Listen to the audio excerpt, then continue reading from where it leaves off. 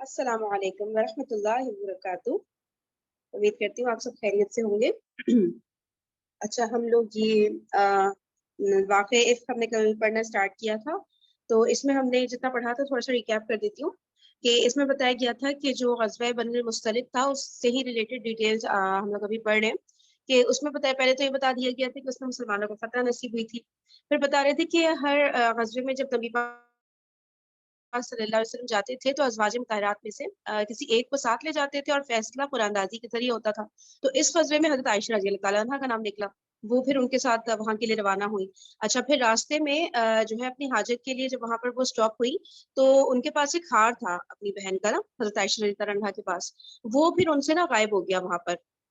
تو پھر جب وہ حاجت کے بعد جب وہ واپس آئیں تو ان کو پھر ریئلائز ہوا کہ وہ ہار غائب ہو گیا، تو وہ دوبارہ واپس گئیں ڈھونڈنے کے لیے کہ کدھر گیا ہے۔ اس دوران جو لوگ جو ہے ان کی سواری کو لے کر جا رہے تھے، تو وہ جو ہودج ہوتا ہے نا، وہ اس کو یعنی کہ وہ انہوں نے اٹھا کے واپس اونٹ پہ رکھا اور ان کو پتہ ہی نہیں چلا کہ اس کے اندر بیٹھی ہوئی نہیں ہے، کیونکہ وہ اتنی زیادہ ان کا ویٹ کم تھا، تو ان کو ریئلائز ہی نہیں ہوا۔ انہوں نے ہودج کو رکھا اس کے اوپر، اونٹ کے اوپر، اور وہ سب وہاں سے روانہ ہو گئے یہ سمجھتے ہوئے کہ اس میں تو بیٹھی ہوئی ہے حضرت عائشہ رضی اللہ عنہا۔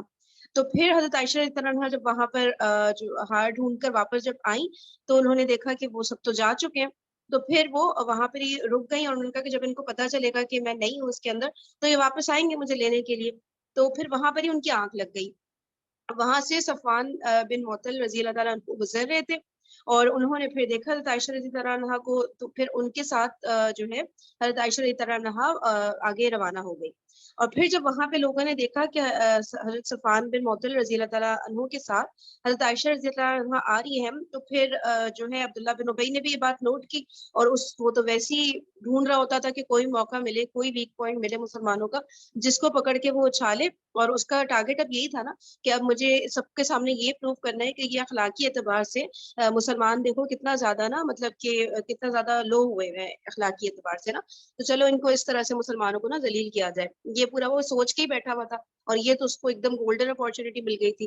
تو پھر اس نے کیا کیا، غلط غلط باتیں کرنا شروع کی حضرت عائشہ رضی اللہ عنہا سے ریلیٹڈ، اور ان پر تہمت لگائی۔ اچھا، پھر اس کے بعد غزوے کے بعد جب سب واپس وہاں پر گئے مدینہ میں، تو وہاں مدینہ میں تو یہ پروپیگنڈا بہت زیادہ ہونے لگ گیا حضرت عائشہ رضی اللہ عنہا کے متعلق، اور جو ہے حضرت عائشہ رضی اللہ عنہا کو اس کے بارے میں کچھ پتہ ہی نہیں تھا کہ یہ ساری کیا باتیں ہو رہی ہیں ان کے خلاف، کیونکہ وہ تقریباً 1 مہینے تک بیمار رہی، جس کی وجہ سے وہ اپنے گھر سے نکل ہی نہیں سکی، تو انہیں پتہ ہی نہیں تھا باہر یہ سب کیا ہو رہا ہے۔ اچھا، پھر بتا رہے کہ جہاں تک حضور پاک صلی اللہ علیہ وسلم کی بات ہے تو ان تک بھی ایسی بات ہے کہ ساری خبریں پہنچی۔ اب جو ہے انہوں نے کیا کیا کہ اور ان کے پاس اس وقت تک کوئی وحی بھی نہیں آئی تھی، تو وہ بھی کنفیوز کیفیت میں تھے کہ کیا کیا جائے، تو انہوں نے صحابہ کرام رضی اللہ تعالیٰ عنہم سے مشورہ کیا کہ علیحدگی سے ریلیٹڈ کہ کیا کیا جائے۔ تو کچھ صحابہ کرام نے یہ مشورہ دیا کہ وہ علیحدگی اختیار کر لیں، کچھ نے مشورہ دیا کہ نہیں، وہ ان کو اپنی زوجیت پہ برقرار رکھے اور دشمنوں کی بات پر نہ فوکس نہیں کرے۔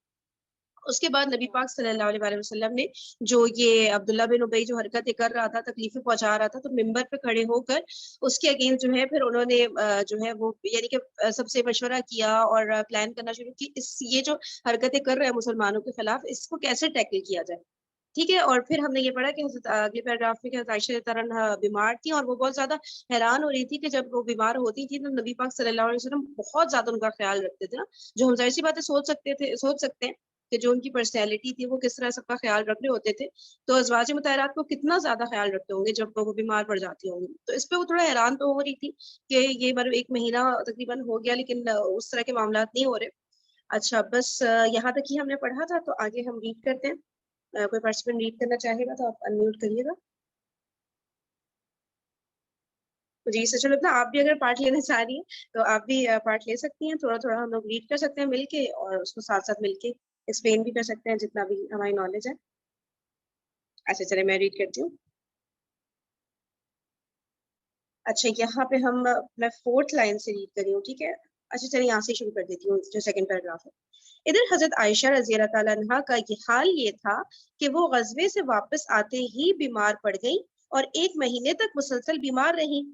انہیں اس تہمت کے بارے میں کچھ بھی معلوم نہ تھا، البتہ انہیں یہ بات کھٹکتی رہتی تھی کہ بیماری کی حالت میں رسول اللہ صلی اللہ علیہ وآلہ وسلم کی طرف سے جو لطف و عنایت ہوا کرتی تھی اب وہ نظر نہیں آ رہی تھی۔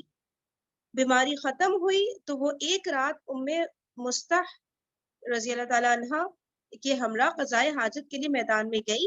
اتفاق سے ام مستح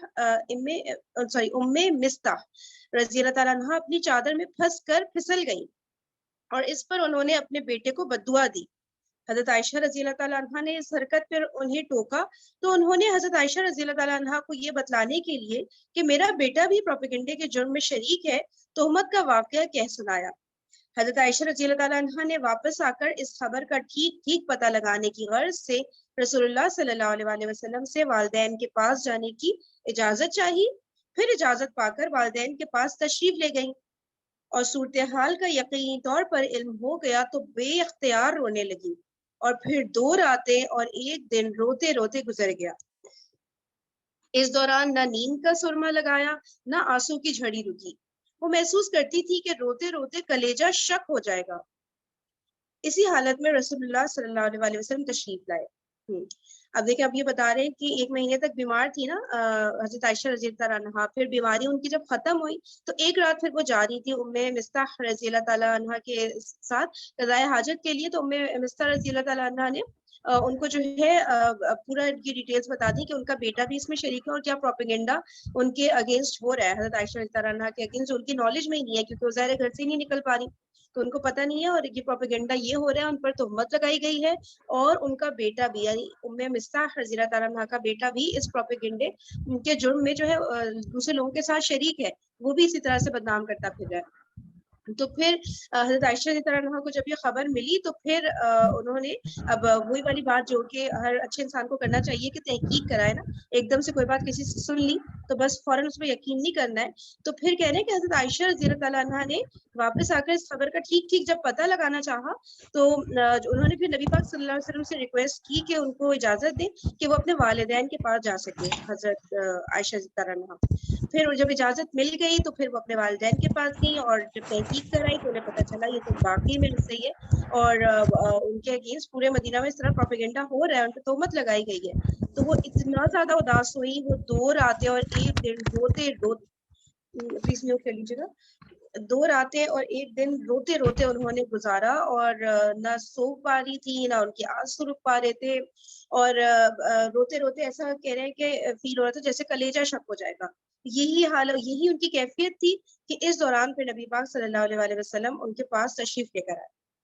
جی کوئی کچھ کہنا چاہ رہے ہیں؟ میرے خیال سے کسی نے انمیوٹ کیا. اچھا آگے پڑھتے ہیں. یہاں میں ایک بات ایڈ کرنا چاہوں. جی بالکل بتائیے جو بھی آپ کے نالج میں. اگر میں نے بھی کچھ غلط ایکسپلینیشن کیا وہ بھی ٹوکیے گا بتائیے گا. نہیں ایسی غلط والی مجھے تو اتنی انفارمیشن نہیں ہے. مجھے صرف ایک یہاں پر 2 چیزیں حضرت عائشہ کے کریکٹر میں نظر آ رہی ہیں کہ ایک یہ کہ جب انہوں نے غلط ہوتے دیکھا یعنی جب ام مستح ان کو اپنے بیٹے کے متعلق بات کر رہی تھی تو حضرت عائشہ نے ان کو ٹوکا. تو یہاں سے ہمیں مطلب اپنے لیے ایک لیسن مل رہا ہے نا کہ ہم اگر اپنے سامنے برائی کو ہوتا دیکھتے ہیں تو کم از کم ہمیں اس چیز کا اظہار ضرور کرنا چاہیے. زبردست صحیح. اور دوسرا یہ کہ یہاں مجھے اپنے لیے چونکہ ظاہر ایک میرڈ لائف ہے تو مجھے یہاں پر اپنے لیے ایک لیسن یہ مل رہا ہے کہ حضرت عائشہ رضی اللہ تعالیٰ عنہ مطلب ایک ایسی کنڈیشن میں تھی کہ شاکنگ کنڈیشن تھی لیکن اس کے باوجود انہوں نے حضور صلی اللہ علیہ وسلم سے اجازت لی اپنے والدین کے گھر جانے کے لیے. تو یہاں مجھے یہ چیز بہت زیادہ وہ مجھے لگی ہے کہ آپ رضی اللہ تعالیٰ عنہ حضور صلی اللہ علیہ وسلم سے اجازت لے کر اپنے پیرنٹس کے گھر گئیں. زبردست. ہاں یہ دیکھیں یہ اس کو کہتے ہیں reading in between the lines نا کہ بیچ میں سے جو میسج مل رہا ہے ہمیں اس کو اخذ کرنا ہے نا. اصل بات تو یہ بہت زبردست دونوں پوائنٹس نکالے ہیں سسٹر اللہ جزاک اللہ. جی اور کوئی کچھ کہنا چاہے گا؟ جی میں بولوں کوئی اور تو نہیں بولنے لگا sorry. G I don't know ادھر آگے آئے گا کہ نہیں میں نے پڑھا نہیں ادھر سے لیکن یہ ام مستح کی بات آئی ہے کہ تو ان کی فیملی جو تھی یہ نبی سوری ابو بکر صدیق رضی اللہ عنہ ان کے تھوڑے رشتے دار بھی تھے نا اور ابو بکر صدیق ان کو فائنینشلی سپورٹ کرتے تھے اس فیملی کو لیکن سٹل ان کے بیٹے نے یعنی کہ وہ بہتان میں آگے بڑھ کے زیادہ ان کا ہاتھ تھا نا بہتان لگانے میں یہ بھی آگے تھے. تو پھر اس حوالے سے ابو بکر صدیق رضی اللہ عنہ انہوں نے تھوڑا یعنی کہ فائنینشلی ہیلپ بھی کرتے تھے تو تھوڑا ہرٹ بھی ہوئے کہ انہوں نے ہی میری بیٹی پہ یعنی کہ الزام لگانے میں آگے ہیں या प्रोपेगेंडा करने में आगे हैं, तो उन्होंने थोड़ा फाइनेंशियली अपना थोड़ा हाथ पीछे कर लिया। तो इस हवाले से फिर कुरान पाक में आयात आई थी कि नहीं आप ऐसे कर सकते, तो उन्होंने फिर फाइनेंशियली उनको सपोर्ट करना शुरू कर दिया था। क्या आयात आई थी, क्या कह रही है सवाल से? आयात आई थी कि अबू बकर सिद्दीक रज़ी अल्लाह अन्हु ने फाइनेंशियली उनको सपोर्ट करना बंद कर दिया ना, तो फिर अल्लाह सुब्हान ताला ने आयात उतारी कि नहीं आप नहीं ऐसे कर सकते, आप नहीं इस तरह करें। तो अभी मेरे पास मेरे ज़हन में बिल्कुल एग्जैक्टली नहीं है कौन से हाँ, कौन सी अच्छा सूरत की आयात थी। जबरदस्त। हाँ ये बात तो यार हो सकता है आगे आए, नहीं आए तो फिर हम लोग फिर आयात को पढ़ लेंगे, सही है ना? हाँ वो मैंने कहा मैंने ये पढ़ा नहीं था कि इसमें आगे है कि नहीं, लेकिन मैं यहाँ ऐड कर देती हूँ। ये बहुत अच्छा किया आपने, वाकई में ये तो बहुत ही हिला देने वाली आयात थी। नहीं सही कह रही है, जज़ाकल्लाह, बहुत जबरदस्त पॉइंट्स आप लोग ने बताए। और कोई बात यहाँ पे किसी के ज़हन में आ रही है? तो बड़े जबरदस्त पॉइंट्स हैं। और ये वाली जो बात आपने की ना, सबसे अपना दोनों बातें वही वाली जो था कि मतलब उनको टोका, यानी कि कोई भी बात है जो उसको आगे से इंसान वो करे, वरना जाहिर वो कर रही थी अपने बेटे के बारे में बता रही थी, उसको बददुआ दे रही थी अपने बेटे को, तो वो फिर वो हम लोग कहते हैं ना कि भाई इनका इनके बेटे का मामला है, अब हम क्या बोले, लेकिन फिर भी उन्होंने उनको टोका ना कि इस तरह से नहीं करे। और जबरदस्त, वो बहुत जबरदस्त, इन बातों पे बहुत ज्यादा ना गौर करने की जरूरत है। जज़ाकल्लाह खैरा। चले आगे रीडिंग करते हैं।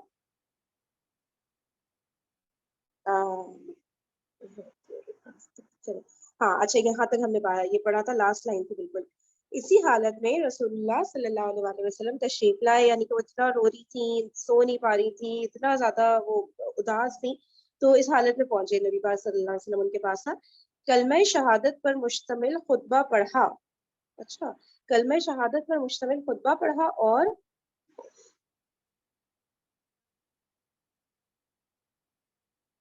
अम्मा बात कहकर फरमाया, ए आयशा, मुझे तुम्हारे मुतालिक ऐसी और ऐसी बात का पता लगा है।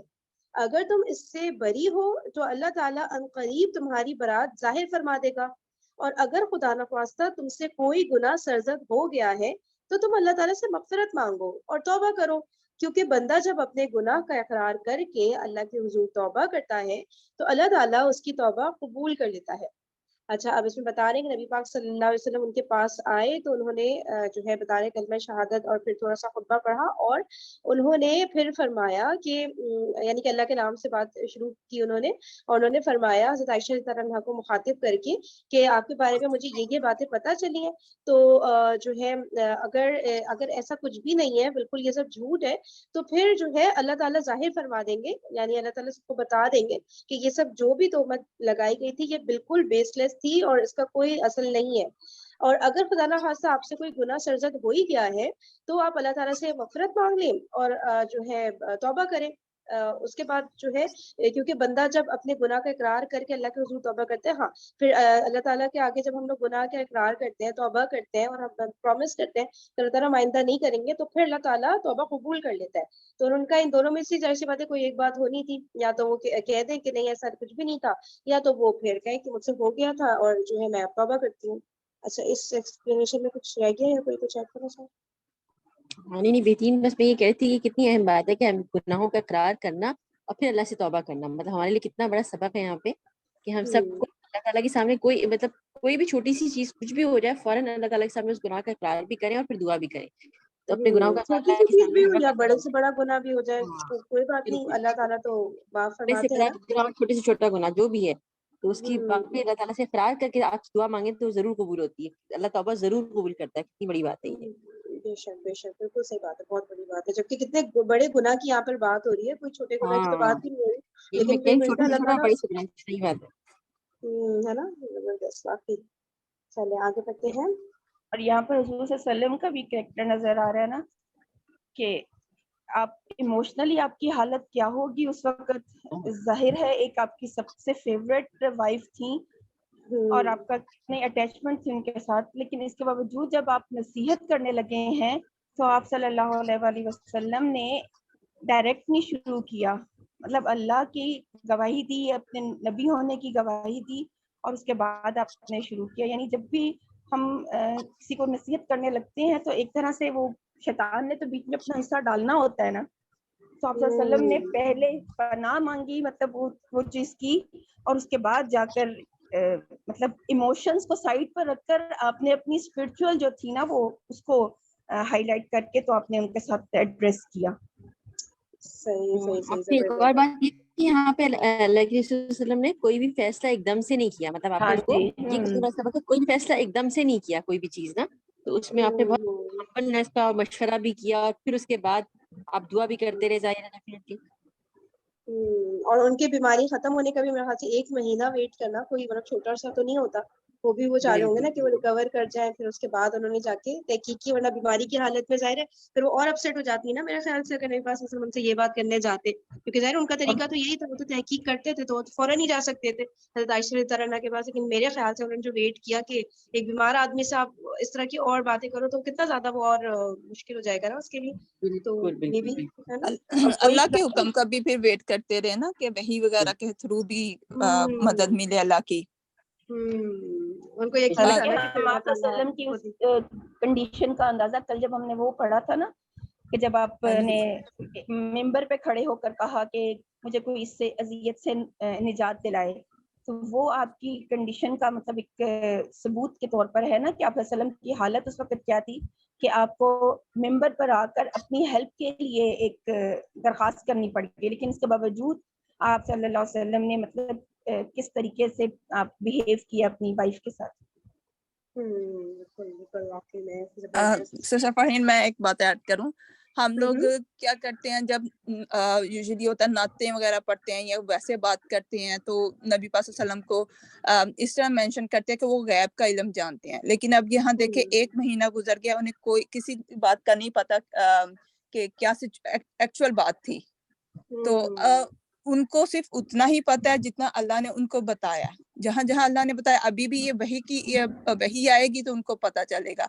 अभी यस्टरडे ही हम लोग पढ़ रहे थे वो ज़ैद बिन अरकब रज़ियल्लाहु अन्हु, उन्होंने जब अब्दुल्ला बिन उबई का भी बताया था तो वो भी मामला कैसे उठ गया था, तो वो सहाबी खुद शर्मिंदा होते रहे कि इन्होंने मेरी बात का नहीं यकीन किया, कि उन्हें बोला कि यंग लड़के थे नहीं सुनने में मसला हुआ होगा, तो वही आई तो नबी पाक सल्लल्लाहु अलैहि वसल्लम ने सारा मेंशन किया कि ये से, तो हम लोग जब सम टाइम उनको यानी कि नाउज़ुबिल्लाह खुदा की जात के साथ बिल्कुल करार कर देते हैं, एक लेवल पे ले आते हैं। हाँ सही कह बिल्कुल। रही हैं। तो लेकिन कुरान पाक में ऐसे ही आया, बहुत जगहों पे आया है, इवन जो सूरत कहफ की आखिरी आयत है उसमें भी यही है कि वो एक बशर थे नबी पाक सल्लल्लाहु अलैहि वसल्लम, जितना अल्लाह ने उनको इल्म दिया था उनको उतना ही पता था, वो गैब का इल्म नहीं था जानते, इससे ज्यादा जितना अल्लाह ने बताया था उससे ज्यादा नहीं थे जानते, लेकिन हम लोग अपनी नातों में अपना इतना ऐसे जोश दिखा देते हैं कि पता नहीं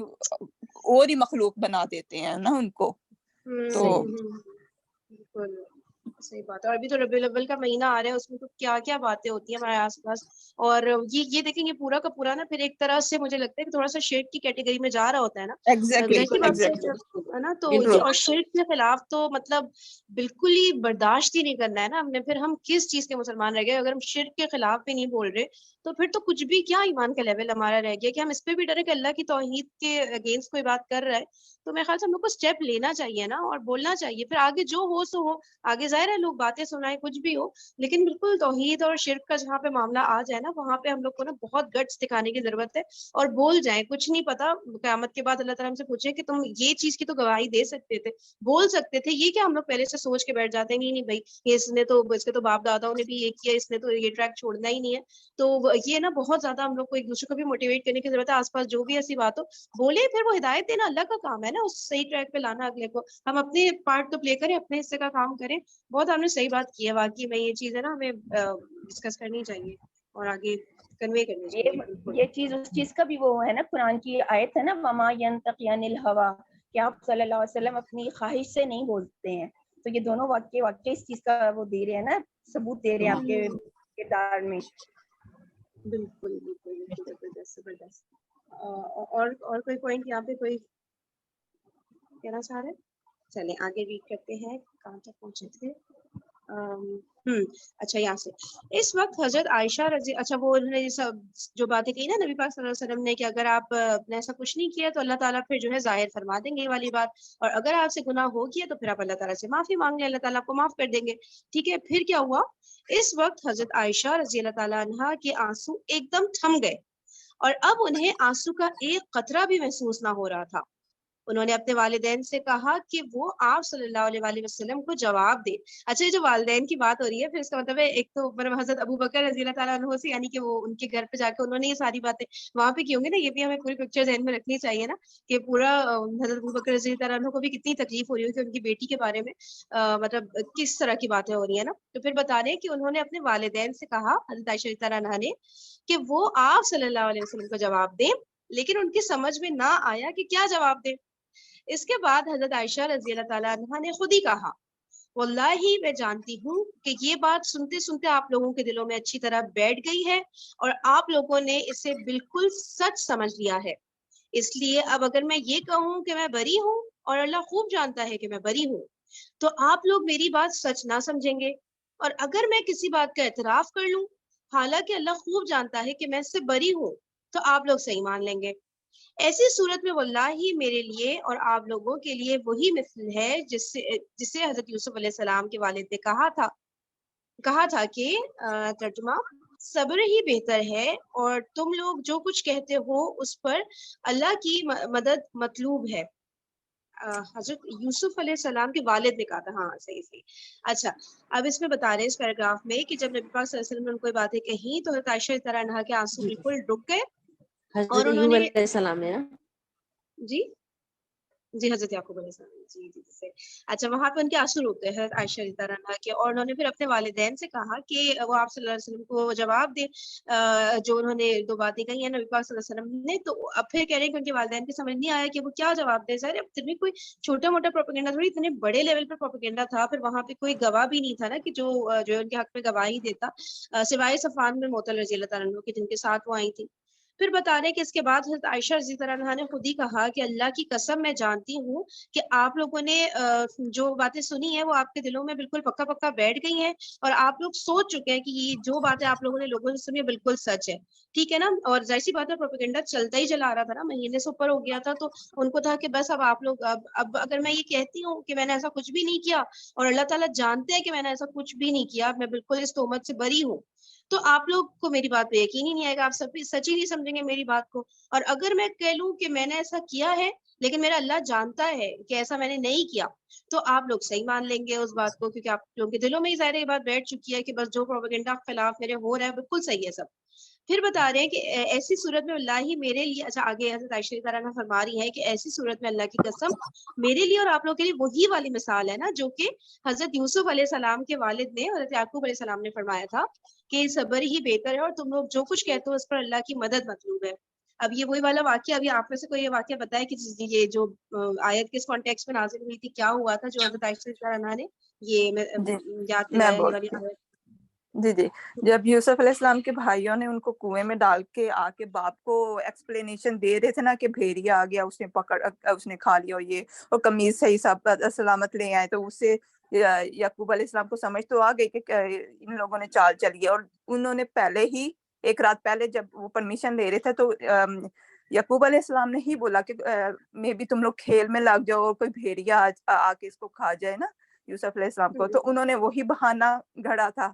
تو جب وہ قمیض صحیح بھیڑیا کھا لی ہے اور قمیض صحیح سلامت آ گئی ہے تو انہوں نے بیٹوں کی بات سن کے پھر ایسے ہی بولا تھا کہ اللہ میرے لیے واللہ المستعان ولا ما تصفون.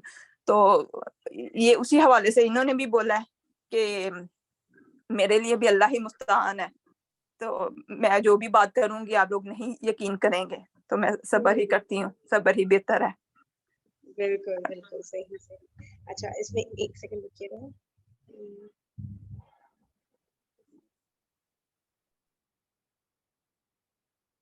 اچھا صحیح ہے, تو میں اس کو نا ایسا کرتی ہوں, اس کی تفسیر بھی ریڈ کر دیتی ہوں اس آیت کی. سورہ یوسف آیت نمبر 18. ٹھیک ہے. متن میں صبر جمیل کے الفاظ ہیں جن کا لفظی ترجمہ اچھا صبر ہو سکتا ہے. اس سے مراد ایسا صبر ہے جس میں شکایت نہ ہو, فریاد نہ ہو, جزا فضا نہ ہو, ٹھنڈے دل سے اس مصیبت کو برداشت کیا جائے جو ایک عالی ظرف انسان پر آ پڑی ہو, جو کہ ظاہر سی بات ہو سکتا ہے عائشہ رضی اللہ عنہا پر آ پڑی تھی. بائبل اور تلمود یہاں حضرت یعقوب کے تاثر کا نقشہ بھی کچھ ایسا کھینچتی ہے جو کسی معمولی باپ کے تاثر سے کچھ بھی مختلف نہیں ہے. ٹھیک ہے, اب بائبل اور تلمود کا بتا رہے ہیں کہ بائبل کا بیان یہ ہے کہ تب یعقوب علیہ السلام نے اپنا پیراہن چاک کیا اور ٹاٹ اپنی کمر سے لپیٹا اور بہت دنوں تک اپنے بیٹے کے لیے ماتم کرتا رہا. اور تلمود کا بیان ہے کہ یعقوب بیٹے کا قمیص پہچانتے ہی اوندھے منہ زمین پر گر پڑا اور دیر تک بے حس و حرکت پڑا رہا. پھر اٹھ کر بڑے زور سے چیخا کہ ہاں یہ میری بیٹی کا قمیص ہے, اور وہ سالہ سال تک یوسف علیہ السلام کا ماتم کرتا رہا. اس نقشے میں حضرت یعقوب علیہ السلام وہی کچھ کرتے نظر آتے ہیں جو ہر باپ ایسے موقع پر کرے گا, یعنی جو بائبل میں لکھا ہوا ہے. ظاہر سی بات ہے تحریف ہے نا, لیکن قرآن جو نقشہ پیش کر رہا ہے اس سے ہمارے سامنے ایک ایسے غیر معمولی انسان کی تصویر آتی ہے جو کمال درجہ بردبار اور باوقار ہے. اتنی بڑی غم انگیز خبر سن کر بھی اپنے دماغ کا توازن نہیں کھوتا, اپنی فراست سے معاملے کی ٹھیک ٹھیک نوعیت کو بھانپ جاتا ہے کہ یہ ایک بناوٹی بات ہے جو ان حاسد بیٹوں نے بنا کر پیش کی ہے, اور پھر عالی ظرف انسانوں کی طرح صبر کرتا ہے اور خدا پر بھروسہ کرتا ہے. سبحان اللہ. اور اچھا, یہ مودودی صاحب کی تفسیر تھی, تھوڑا سا تقی عثمانی صاحب کا ایک پیراگراف ہے, یہ بھی تفسیر میں ریڈ کر دوں. بعض روایات میں ہے کہ انہوں نے قمیص پر خون تو لگا دیا ان کے بیٹوں نے, لیکن قمیص صحیح سالم تھا, اس پر پھٹن کے کوئی آثار نہیں تھے. اس لیے حضرت یعقوب علیہ السلام نے فرمایا کہ وہ بھیڑیا بڑا مہذب تھا, وہ بھیڑیا بڑا مہذب تھا کہ بچے کو کھا گیا اور قمیص جو کی تو صحیح سالم رہی. خلاصہ یہ کہ ان کو یہ بات یقین سے معلوم ہو گئی کہ بھیڑیے کے کھانے کی بات محض افسانہ ہے, اس لیے انہوں نے فرمایا کہ یہ بات تم نے اپنی طرف سے گھڑ لی ہے. زبردست. چلیں اب سیشن کا ٹائم اینڈ ہو گیا, پھر یہاں سے جو ہے ہم لوگ آگے انشاءاللہ کل کنٹینیو کرتے ہیں. اور کل جمعہ ہے نا, تو کل آدھا سیشن ہمارا اس کے اوپر ہوگا سیرت پہ, اور 5:30 سوری اور آدھا سیشن جو ہے ہمارا یعنی 5:20 till 5:40 ہمارا اس کے اوپر ہم لوگ سورہ کہف کی جو ان ڈیپتھ اسٹڈی کی ویڈیو دیکھ رہے ہوتے ہیں وہ دیکھیں گے. ٹھیک ہے نا, چلیں بہت شکریہ آپ سب کے آنے کا, جزاک اللہ خیرا کثیرا. سبحانک اللہم و بحمدک, نشہد ان لا الہ الا انت, نستغفرک و نتوب الیک.